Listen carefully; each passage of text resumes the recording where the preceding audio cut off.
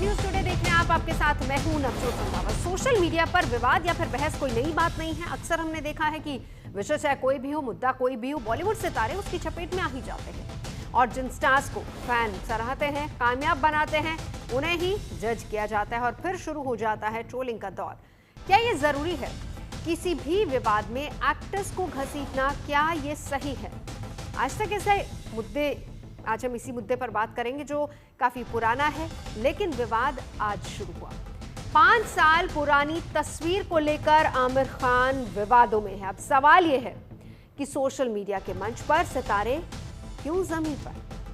पाकिस्तान तुर्की जैसे गंभीर और संवेदनशील मुद्दे पर, जिन पर देश के रणनीतिकार और राजनेता मंथन कर रहे हैं, अहम फैसले लिए जा रहे हैं, ऐसे सेंसिटिव इश्यूज में क्या एक्टर्स को घसीटना सही है? और क्या देश की सुरक्षा जैसे मुद्दों पर देश का नागरिक होने के नाते एक स्टार अपनी प्रतिक्रिया नहीं दे सकता?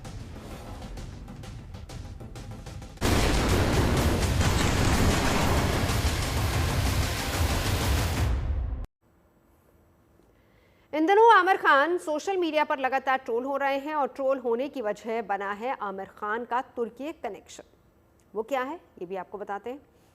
दरअसल ऑपरेशन सिंदूर और भारत पाकिस्तान तनाव के बीच तुर्की ने पाकिस्तान का समर्थन किया और ये देखकर देश के लोगों ने तुर्की का बॉयकॉट करना शुरू कर दिया। वहां के सामान का बॉयकॉट किया और इस विरोध के बीच जब 13 मई को आमिर खान की नई फिल्म सितारे जमीन पर का ट्रेलर लॉन्च हुआ तो फिर ट्रोलर्स को आमिर खान की तुर्की यात्रा याद आ गई। दरअसल आमिर खान ने करीब 5 साल पहले तुर्की की यात्रा की थी। 15 अगस्त 2020 को आमिर खान ने तुर्की की फर्स्ट लेडी से मुलाकात की थी और उस मुलाकात की तस्वीर पर लोग सवाल उठा रहे हैं। उनकी आने वाली फिल्म सितारे जमीन पर के बॉयकॉट की बात लगातार हो रही है।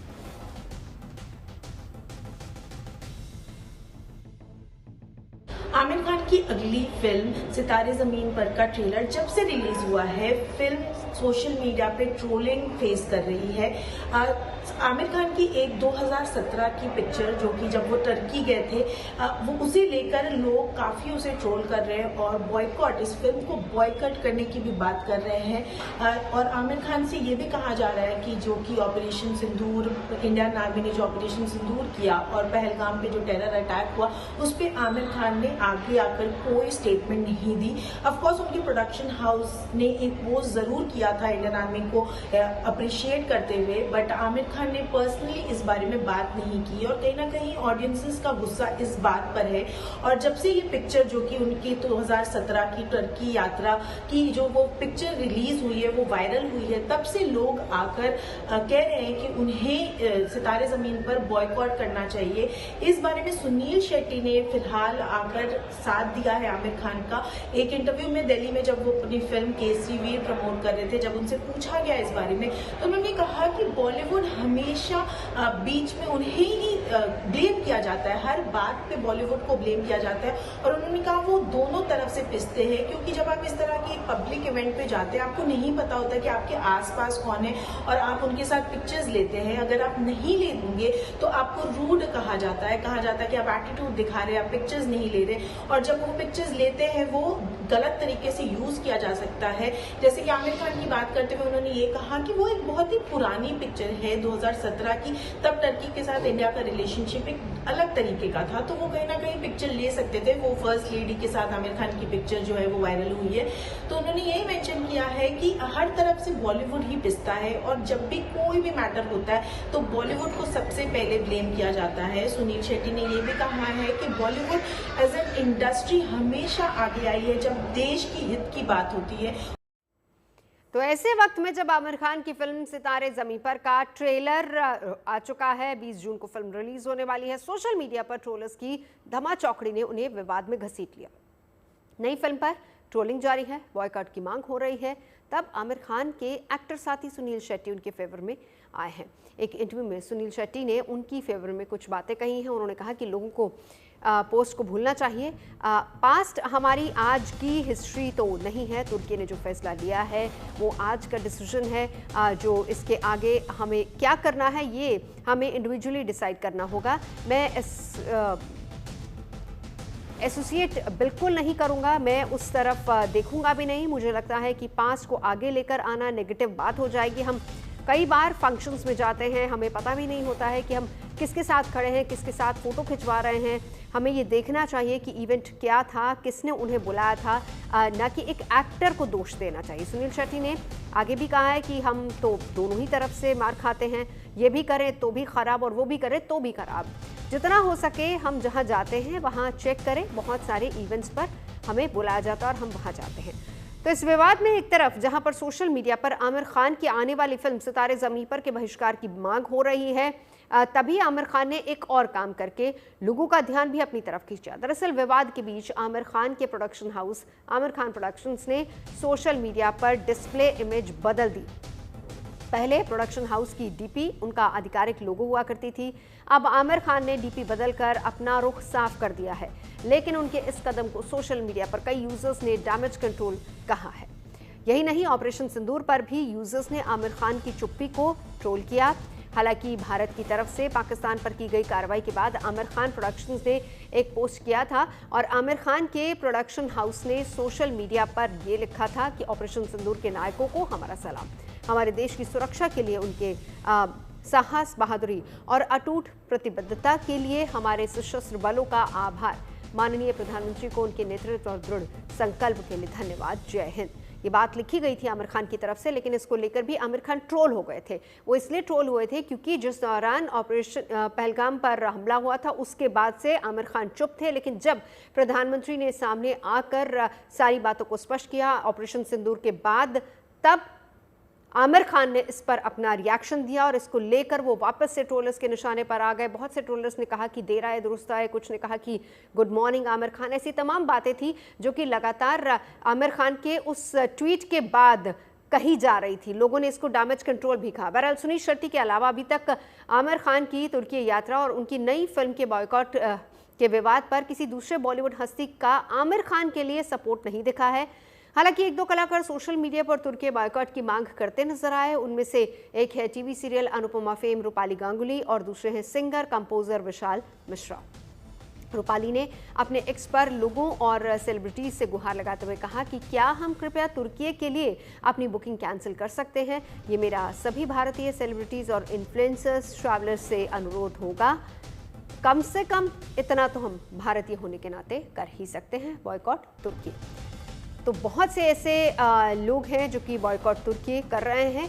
वहीं सिंगर कंपोजर विशाल मिश्रा ने भी अपने सोशल मीडिया हैंडल से पोस्ट कर कहा कि वो कभी भी तुर्की या फिर अजरबैजान में कदम नहीं रखेंगे। विशाल ने एक्स पर पोस्ट लिखा, मैं कभी भी तुर्की और अजरबैजान नहीं जाऊंगा, कोई छुट्टी नहीं, कोई कॉन्सर्ट नहीं, मेरे शब्दों को मार्क कर लो, कभी नहीं। सवाल अब यहां पर यह उठ रहा है कि जब ऑपरेशन सिंदूर के दौरान पाकिस्तानी एक्टर्स ने आक्रामक बयान दिए, आतंकवाद के खिलाफ भारत के युद्ध की आलोचना की, तब बॉलीवुड खामोश क्यों रहा? कहीं इसकी एक वजह यह तो नहीं कि अक्सर बॉलीवुड के सितारे बयानों की वजह से कंट्रोवर्सीज में फंस जाते हैं? ऐसे वैसे बहुत से मामले पिछले दिनों सामने भी आए जब बॉलीवुड सितारों को जबरदस्ती विरोध और आलोचनाओं का सामना करना पड़ा है। साल 2020 की बात करें तो दीपिका पादुकोण जेएनयू कैंपस पहुंची थी, विवाद में फंस गई थी जब वो विरोध में बैठे छात्रों के समर्थन में कैंपस में पहुंची और कड़ी आलोचना का सामना उनको करना पड़ा। तब उनकी फिल्म छपाक पर भी इसका असर हुआ था और बहुत सारी एड फिल्म्स भी उनके हाथ से चली गई थी। साल 2015 की बात करें, आमिर खान असहिष्णुता यानी कि इनटॉलरेंस पर उन्होंने एक बयान दिया था जिस वजह से विवादों में आ गए थे। इससे पहले साल 2010 की बात करें, जब पाकिस्तानी खिलाड़ियों को आईपीएल से बैन किया गया था, तब पाकिस्तानी खिलाड़ियों की सपोर्ट में शाहरुख खान आ गए थे। तारीफ उन्होंने की थी, लेकिन इसका खामियाजा शाहरुख खान को भुगतना पड़ा था। एक बार उनकी माय नेम इज खान को लेकर ट्रोलर्स ने ट्रोल किया था, बॉयकॉट किया था, और दूसरी बार उनकी फिल्म दिलवाले को लेकर शाहरुख खान को काफ़ी विरोध झेलना पड़ा था। तो ऑपरेशन सिंदूर पर पाकिस्तानी कलाकारों ने भी लगातार बयान दिए हैं। हम आपको बता दें कि पाकिस्तानी कलाकारों के कौन कौन से ऐसे बयान थे जिनको लेकर सवाल उठ रहे हैं। माहिरा खान ने कहा था कि ये वाकई कायरतापूर्ण है, अल्लाह हमारे देश की हिफाजत करे। हानिया आमिर और ये तमाम वो कलाकार हैं जिनको भारत में बैन भी कर दिया गया था। ये ताकत नहीं है, ये शर्मनाक है, ये कायरतापूर्ण है और हम इसका जवाब देंगे। हानिया आमिर ने ये बात लिखी थी। फवाद खान भारतीय फिल्मों में भी काम कर चुके हैं। उन्होंने लिखा कि हम कायरतापूर्ण हमले में मारे गए लोगों के साथ मेरी संवेदनाएं हैं। और इसके अलावा मावरा खान, ये चारों ऐसे कलाकार हैं पाकिस्तान के जो बॉलीवुड में काम कर चुके हैं। तो ऑपरेशन सिंदूर से पहले लगातार इनकी भी प्रतिक्रियाएं आई थी।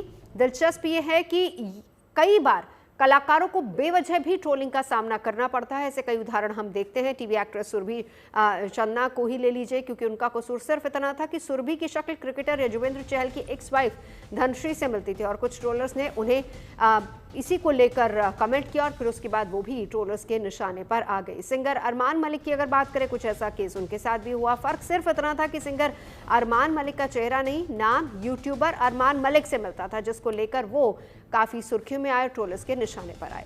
तो आज इसी को लेकर हम चर्चा करेंगे कि बॉलीवुड सितारों को कब, कहां, किस तरह की प्रतिक्रिया देनी चाहिए और देनी भी चाहिए या नहीं।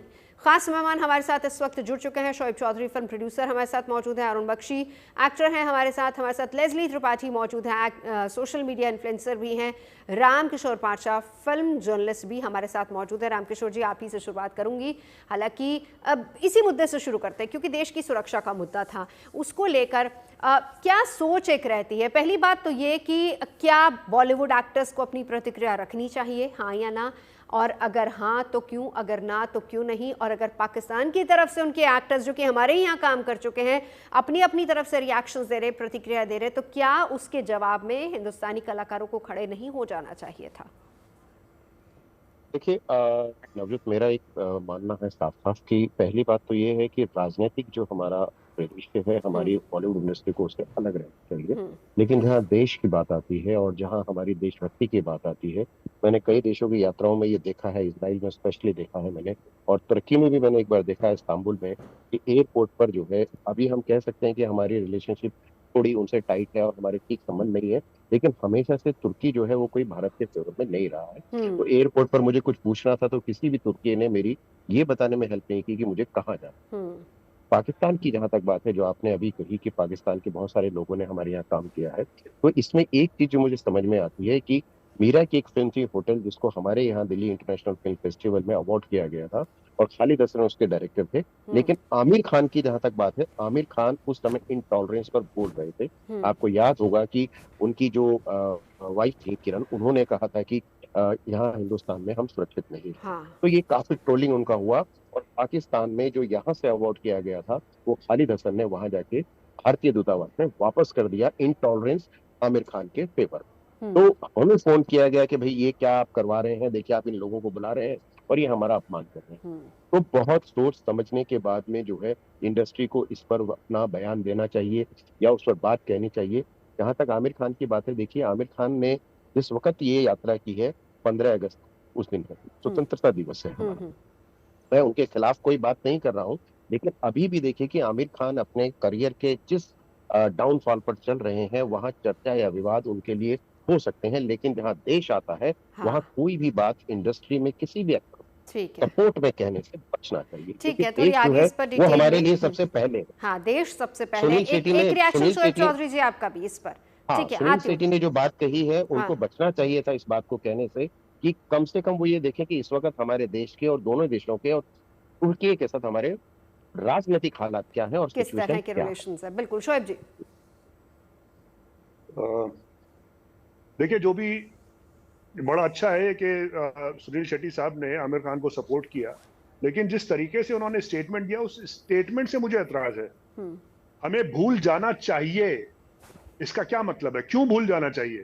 सन 2020 में जब आमिर खान वहां गए थे, उनको बड़ी इज्जत के साथ फर्स्ट लेडी ने इनवाइट किया and he was the ambassador of Indian culture that time when he was shooting there, right? उनको बुलाया, ये तो हमारे लिए बड़ी इज्जत की बात है।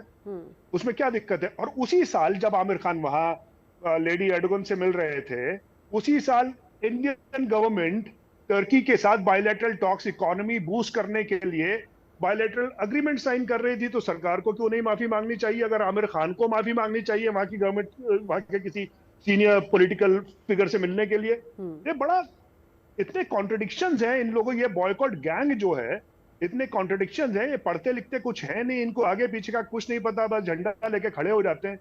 अरे भाई, 3 लीनियर स्टेटमेंट्स है। 2015 में आमिर खान ने जो स्टेटमेंट दिया वो अपनी पत्नी का दर्द बयान कर रहे थे, जिसको आपने अपनी कन्वीनियंस के हिसाब से इंटरप्रेट करके उनके खिलाफ आप आवाज उठाने लगे। और वो जो बात उन्होंने 2015 में कही थी, बीइंग एन इंडियन मुस्लिम, मैं आज कह रहा हूं वो बात सही साबित होती है आज 10 साल बाद, जब प्रोफेसर अली खान को अरेस्ट किया जाता है। जो बात उन्होंने ट्वीट में अपने लिखी, एक एक बात वो है जिसका डर आमिर खान ने 15 साल पहले जाहिर किया था। तो इसमें तो किसी को एतराज होना ही नहीं चाहिए। उसके बाद 2020 में ये सारा सिलसिला होता है। भाई सारी जिम्मेदारी, वो दैट वाज गुड टाइम्स। 2020 में जब आमिर खान वहां गए थे, दे वर शूटिंग देयर, वो बड़े बड़े गुड टाइम्स थे। आज जी तक वही बात आ रही है, वो 2020 की बात थी। एक छोटा सा पॉइंट और, हाँ छोटा सा पॉइंट और, कोई डिसएग्रीमेंट इंडियन और टर्की में उस दौर में नहीं था। अग्रीमेंट साइन किए जा रहे थे। ठीक है। तो ये सारी जिम्मेदारी आर्टिस्ट और आम आदमी पे क्यों होनी चाहिए, उन पर क्यों ना हो? मैं यही जानना चाह रही हूँ ना कि ऐसे समय में बिल्कुल ऑपरेशन सिंदूर जब हुआ, हमने देखा कि कैसे टर्की ने पाकिस्तान का साथ दिया। आपने ट्रोलर गैंग की बात की, मैं उस पर भी आऊंगी। और आपने कहा कि बिल्कुल पढ़ते लिखते नहीं, ऐसा हमने बहुत बार देखा है कि बिना सोचे समझे किसी भी बयान को अपने हिसाब से इंटरप्रेट करके उसको दे दिया जाता है। लेकिन यहाँ पर एक आपकी राय इसको लेकर क्या है कि ऑपरेशन सिंदूर को लेकर क्या एक्टर्स, हम आमिर खान पर्टिकुलर बात नहीं करते, हम तमाम एक्टर्स की बात करते हैं, बॉलीवुड 14 की बात करते हैं। जब पाकिस्तान के एक्टर्स इसको लेकर बयानबाजियां कर रहे हैं, क्या हमारे एक्टर्स को बोलना चाहिए या नहीं?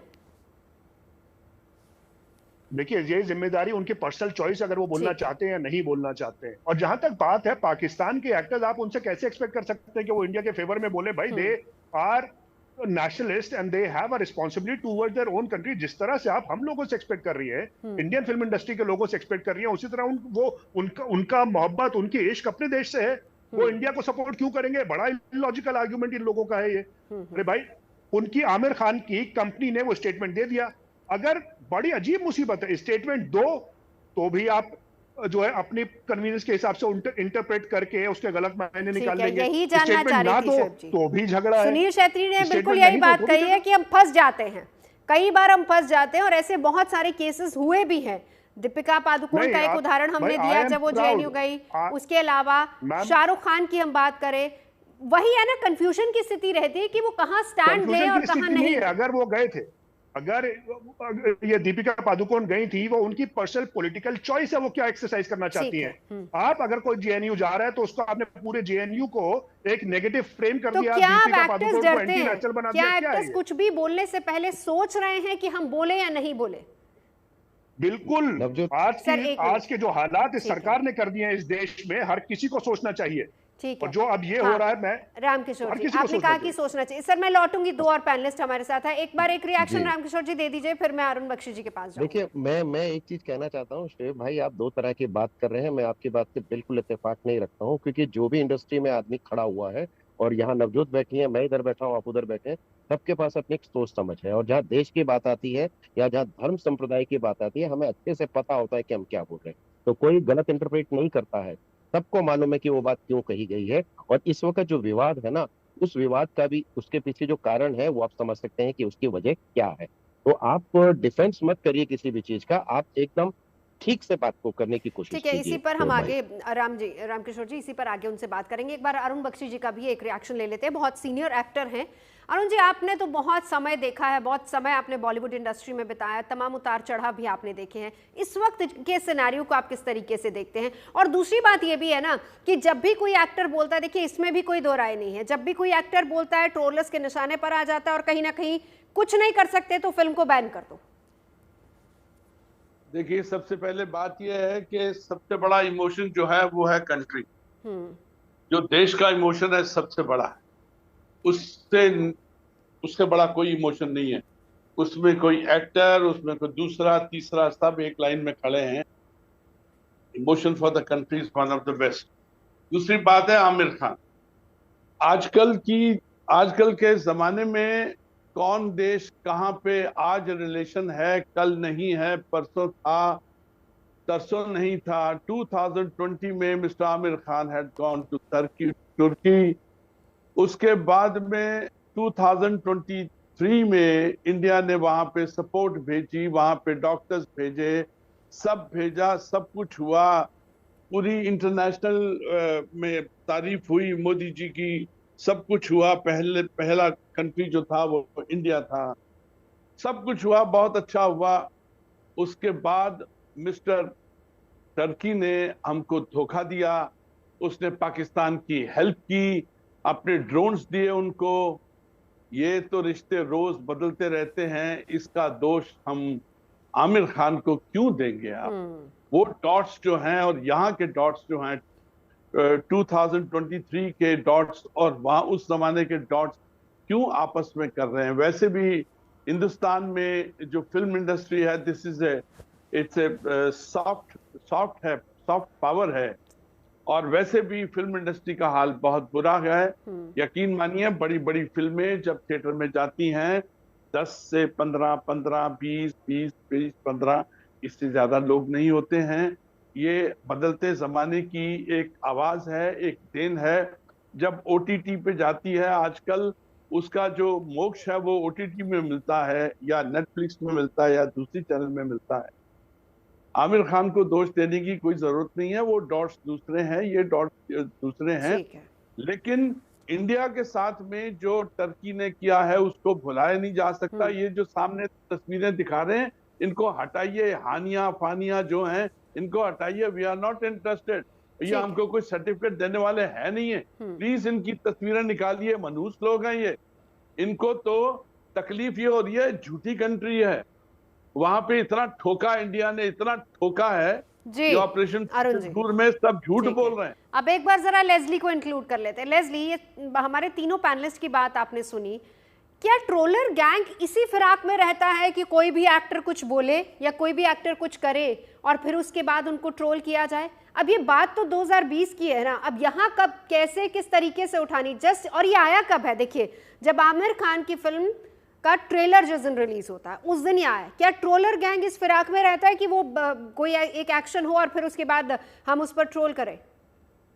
Thank you Navjot ma'am and honourable panelist. मैं मैम अग्री करती हूँ कि ये जो ट्रोलर गैंग है ये कुछ अपना एक पावर ट्रिप में रहते हैं। उनको अच्छा लगता है कि हम एक आवाज़ उठाते हैं, हम एक टॉपिक रेस करते हैं, हमें कितने लोग सपोर्ट करेंगे, एंड देन जिसके खिलाफ हम आवाज़ उठा रहे हैं वो हमारे सामने झुक के सॉरी बोले, फिर उनको एक मज़ा आता है। क्योंकि जिनको हम बचपन से पावरफुल आर्टिस्ट समझ रहे हैं सालों से, एंड वो हमारे सामने अगर झुक गए, लेट्स से ट्रोलर गैंग के सामने झुक गए एंड वो माफ़ी मांगेंगे, तो इनको मज़ा आएगा। क्योंकि अभी एक पावर आ गया है जो इंटरनेट में लोग बैठे हुए हैं। एंड जैसे ये सही बात है, जैसे अरुण सर ने कहा कि ये 2020 की बात है, जबकि तभी हमें लगता था टर्की इज अ फ्रेंड, तो हमें नहीं पता था कि वो हमारे एनिमी है। हमें इस साल 2025 में झटका लगा जब पता चला कि वो हमारे एनिमी स्टेट को, एनिमी कंट्री को सपोर्ट करे, तो हम सब ने बॉयकॉट किया। मेरे फ्रेंड्स भी इस बार जाने वाले थे टर्की, उन्होंने कैंसिल कर दिया अपनी टिकट। तो ये हम सारे इंडियंस का सोच ऐसा है कि we are boycotting Turkey, that is now. But पहले हमें नहीं पता था कि वो क्या थे, उनकी सोच क्या थी। तभी वो हमारे फ्रेंड थे, तो हम उनके साथ भी फ्रेंडली टर्म्स पे थे। और आर्टिस्ट के लिए बहुत गर्व की बात होती है कि स्टेट लीडर्स आपको इनवाइट करे और आपको प्राइड ऑफ इंडिया ऐसे ट्रीट करे। तो हमें भी लगता है, देखो हमारे कंट्री के स्टार्स जाके दूसरे कंट्री में इतने बड़े बड़े लेवल पे, बहुत बड़े बड़े लोग, उनके जो मिनिस्टर्स है, उनके हेड ऑफ स्टेट है, उनको इनवाइट कर रहे हैं, उनको इतना सम्मान दे रहे, तो हम तभी तो बोलते हैं अरे he is the pride of our country. तो आई थिंक अभी ये टॉपिक लेके उनकी फिल्म बैन करना बहुत गलत है, बिकॉज ये फिल्में दूसरों ने इतनी मेहनत की है मैम। इवन जेनेलिया देशमुख भी तो हीरोइन है इसमें, उन्होंने तो सपोर्ट किया होगा, उन्होंने तो अच्छा ये बताइए लेस्ली कि जब किसी बात को, किसी शख्स को ट्रोल किया जाता है, सोशल, आप भी एक सोशल मीडिया इन्फ्लुएंसर है, कभी कोई फैक्ट चेक होता है चीजों का? कुछ भी आप अगर लिख रहे हैं, कुछ डाल रहे हैं, उन चीजों का फैक्ट चेक किया जाता है? मैम कभी कभी मजा आता है लोगों को कि चलो हमने एक टॉपिक पकड़ लिया और कुछ लोग बिना चेक किए वो उस रेलगाड़ी में पीछे बोगी की तरह ज्वाइन कर जाते हैं। उनको कोई फर्क नहीं पड़ता, उनको मजा आता है कि किसी की तो कुछ सत्यानाश होगा, somebody is rising, somebody is doing well, उनको कुछ नीचे लाओ उनको। ये जो आपको पता है क्रैब मेंटालिटी वैसे चल रहा है मैम। ये तो ज्यादातर होता है ट्रोलर्स का, वंस उनको चांस मिल जाए कि किसी को हम ट्रोल करें। और ज्यादातर फिल्म स्टार्स जो बड़ी हस्तियां होती हैं उन्हीं को ट्रोल किया जाता है जी, जो बहुत पावरफुल है सालों से। तो इसका मतलब हम ये समझें कि आधे से ज्यादा जो ये पूरा जो गैंग है ये पूरी तरह से फेक है, एक फेक वर्ल्ड में जी रहा है।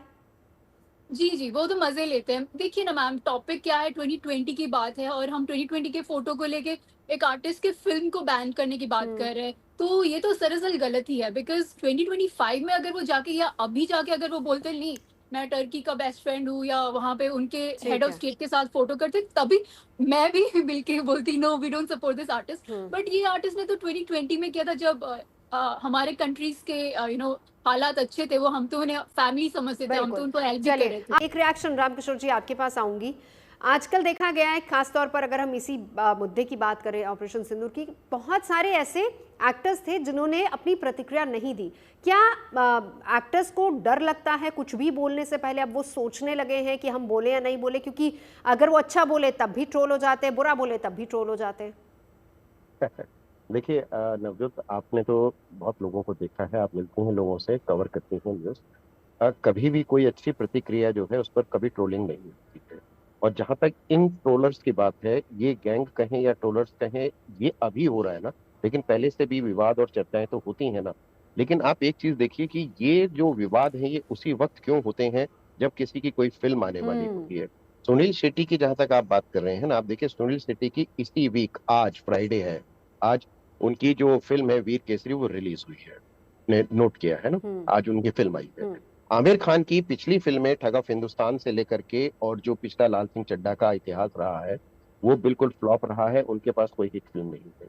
कम से कम 1 दर्जन उनकी फिल्में पार्ट 2 में आने वाली हैं, जिसमें उनकी पुरानी हिट फिल्मों की एक लंबी लिस्ट है। और लाहौर 1947 उनकी एक बहुत बड़ी फिल्म है, वो अभी रिलीज होने वाली है। तो अगर मैं इसे दूसरी तरीके से देखूं, जो आपने अभी बात कही, तो मैं आपके इत्तेफाक बिल्कुल रखूंगा कि जो जब फिल्में आपकी नहीं चल रही हैं और फिल्म आने वाली है, तभी आप ये बयान क्यों देते हैं, इस तरह की बातें क्यों करते हैं?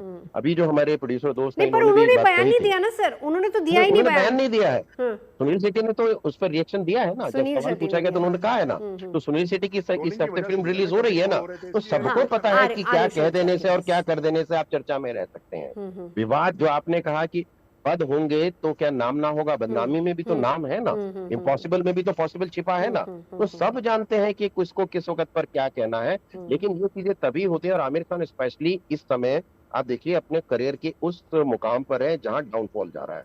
सलमान भी वही है, आमिर भी वही है, और उसके बाद शाहरुख खान को भी लंबा संघर्ष करना पड़ रहा है। तो विवाद हो या चर्चा हो, ये बहुत जरूरी है। सवाल ये नहीं है कि चर्चा विवाद हो रहा है, सवाल ये है कि वो ऐसे वक्त पर हो रहा है जब देश जो है एक ऐसे वक्त से गुजर रहा है जहां युद्ध उनके सर पर खड़ा था। और आपको देश के सामने देश के लिए ठीक है, लेकिन बात वही है ना, ट्रोलर्स को इससे कोई फर्क नहीं पड़ता ना, क्योंकि जो भी सोशल मीडिया पर है ट्रोल, जो किसी को ट्रोल कर रहा है उसकी वो तो अपनी फैन फॉलोइंग देख रहा है। क्यों लेस्ली? वो तो ये देख रहा है कि इसको टारगेट करके मेरे अपने कितने फैन फॉलोइंग बढ़ रही है।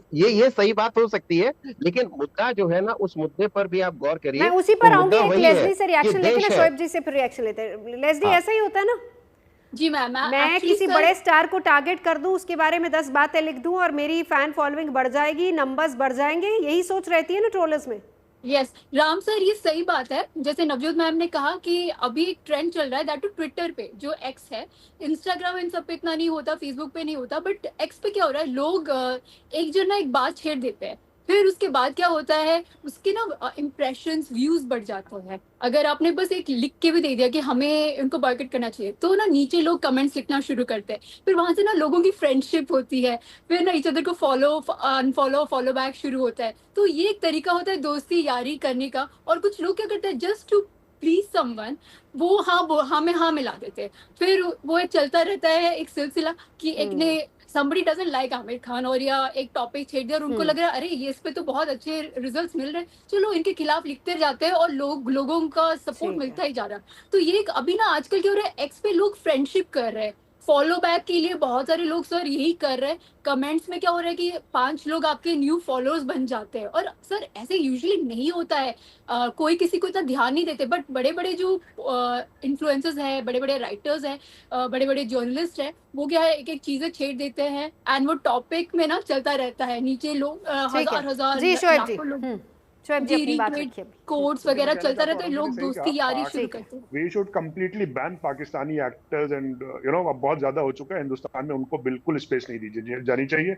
मैं इस बात से एग्री करता हूँ। जहां तक राम कुमार साहब ने कहा है, भाई अब तीनों खानों ने 40 साल रूल किया, अब आप उनसे 60 साल की उम्र में ये एक्सपेक्ट नहीं कर सकते कि वो सुपर डुपर फिल्म्स देते रहेंगे। तीसरी बात यह है कि ये भी अग्री मैं करता हूँ कि हाँ, जब फिल्म आने वाली होती है उस दौरान इस तरह के चीजें उठाई जाती हैं। अभी एक मैं एग्जांपल आपको देता हूँ। एक बहुत बड़े बहुत महान एक्टर है जिनका नाम है अनुपम खेर। मैं उनका बहुत बड़ा फैन हूँ।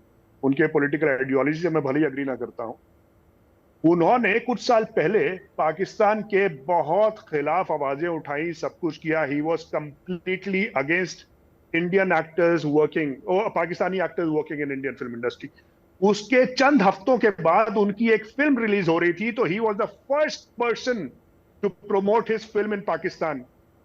उस पर किसी ट्रोलर ने आवाज नहीं उठाई, आज तक नहीं उठाई। अभी अगले महीने उनकी एक फिर वापस फिल्म रिलीज हो रही है। खेर साहब से कहिए कि स्टेटमेंट दें कि कोई टर्किश, कोई चाइनीज, कोई पाकिस्तानी पूरी दुनिया में उनकी डायरेक्ट की हुई फिल्म ना देखे। तब हमें समझ में आया कि आप देश के लिए खड़े हैं, चाहे आप इस तरफ के लोग हों या उस तरफ के लोग हों। Political ideology when it comes to your country सबकी एक होनी चाहिए।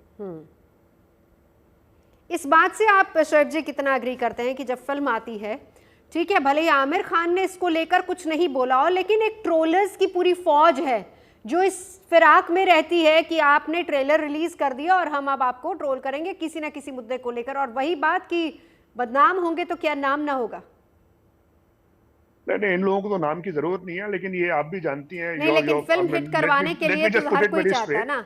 अब रामकिशोर जी ने बड़ा अच्छा एग्जाम्पल दिया, पिछली दोनों फिल्में देख लीजिए, फ्लॉप रही हैं। अरे भाई, तो वो ठीक है, 40 साल का सर, एक मिनट शोएब जी अपनी बात रख लें। हर फिल्म उनकी सुपर, हर फिल्म को आप सुपर वो नहीं मान सकते। अभी इलेक्शंस में भी यही होता है, पॉलिटिक्स में यही होता है। कभी 400 सीटें एक्सपेक्ट करते हैं, 240 आ जाती है। पर आप बनाते तो इसीलिए ना कि फिल्म आपकी अच्छी चले।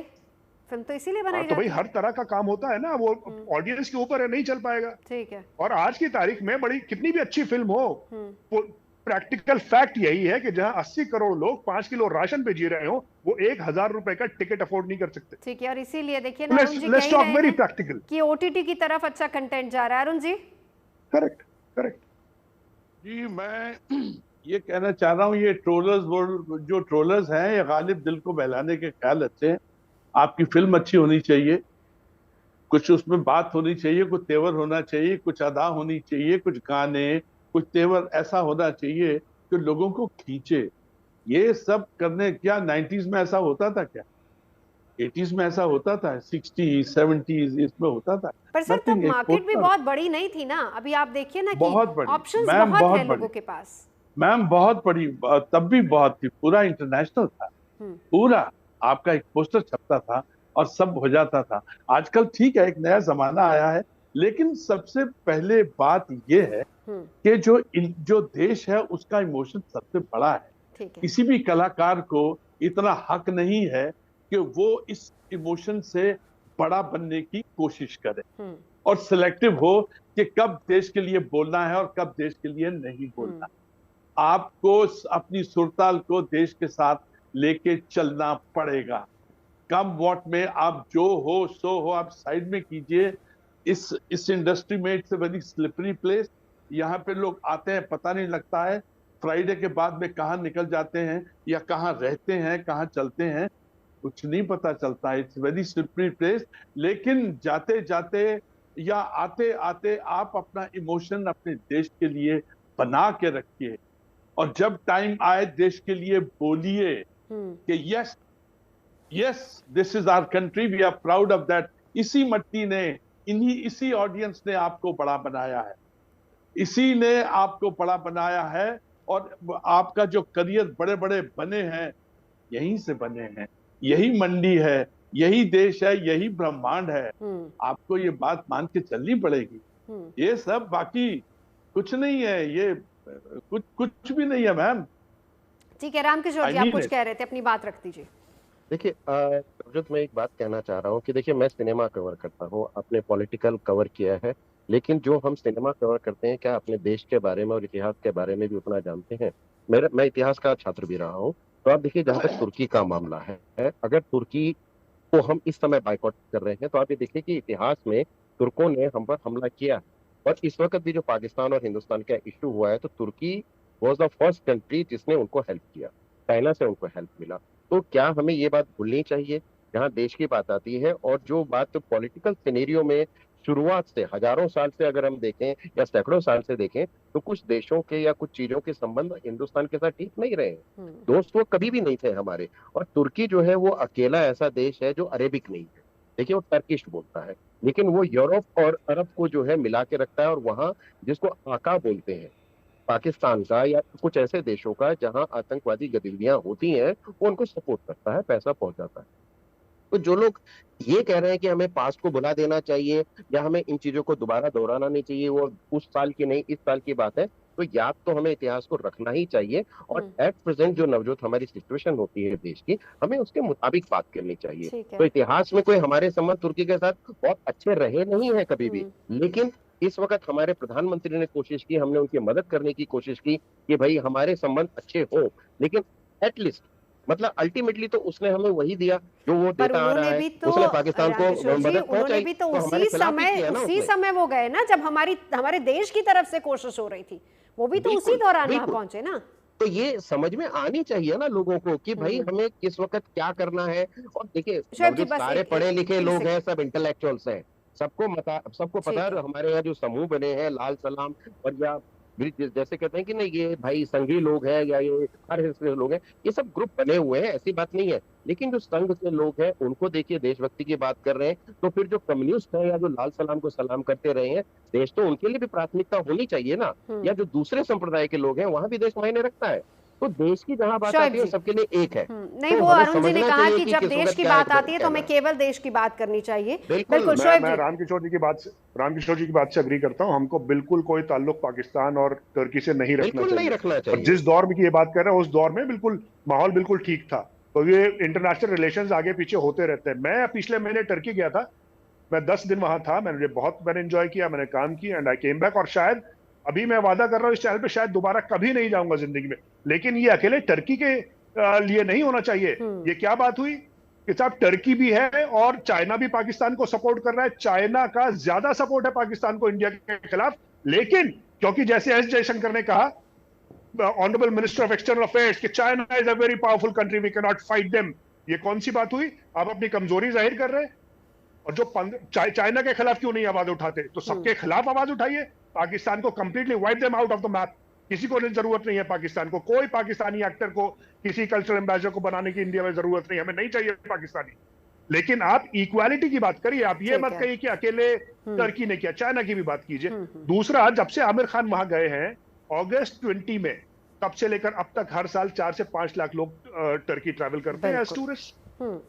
तो 15 लाख लोग हो गए अगर कोविड के दौरान निकाल दिया जाए तो 15 लाख लोगों से आप माफी मंगवाएंगे? आप क्या करना चाहते हैं? माहौल बदलता रहता है, उसके हिसाब से आपको चलना चाहिए। लेकिन इस बात पे जरूर ध्यान दें। बॉयकॉट किया टर्की को। अब एक बार रामकिशोर जी एक सवाल और आप सभी से, शुरुआत आप ही से करते हुए, अब ये भी बात आई कि ऑपरेशन सिंदूर को लेकर आमिर खान कुछ नहीं बोले। वैसे उसमें बहुत सारे एक्टर्स के और भी नाम आए, जिसमें शाहरुख ने भी ज़्यादा कुछ अपनी बात नहीं रखी थी, अमिताभ बच्चन ने प्रधानमंत्री के संबोधन के बाद अपनी बात रखी, ऐसे बहुत सारे एक्टर्स हैं। अब क्या एक्टर्स भी अब बचकर चलते हैं, अपना स्टेटमेंट देने से पहले सोचते हैं? बिल्कुल बचकर चलते हैं, उन्हें मालूम है। और देखिए हर एक्टर बहुत ज्यादा इंटेलेक्चुअल और इंटेलिजेंट हो ये कोई जरूरी नहीं है। अब जैसे सुनील शेट्टी ने बोल दिया, उनको नहीं पता है कि उनको क्या बोलना है, लेकिन पढ़े लिखे लोग हैं, इंडस्ट्री हमारी समझदार है, बहुत इंटेलेक्चुअल लोग माने जाते हैं क्योंकि क्रिएटिव लोग हैं। तो क्रिएटिव होने का मतलब ये नहीं है कि बिना सोचे समझे आप कुछ भी कह दें।